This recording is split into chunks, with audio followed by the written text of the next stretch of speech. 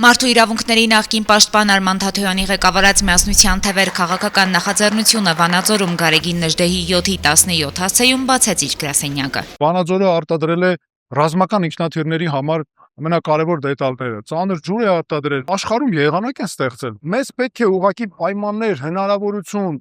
մեր հավատ, որ մենք կարող ենք անել, եւ դրա համար Վանաձորը այն սիմվոլներից է, որ քեզ այդ էներգետիկան ուժ է տալիս ասելու, որ Հայաստանում չկա հարց, որ մենք մեր ուժերով չլուծենք։ Նախաձեռնության անդամները համակիրներին ներկայացրեցին իրենց տեսլականը անվտանգային հարցերից մինչև կրթություն ու առողջապահություն, հիմքում ունենալով ազգային հնարավորությունները։ Հովհաննես Թումանյանը մեզ մի պատգամ է թողել, որ ազգը հզոր է, ուժեղ է միասնությամբ։ Եվ ես համոզված եմ, որ միասնական թևերը բոլորիս համախմբելու է եւ մեր ազգը հզորացնելու է, հավատացեք։ Շատ մեծ հույսեր եմ կապում պարոն Թաթոյանի հետ։ Ունի անցած ճանապարհ եւ գիտի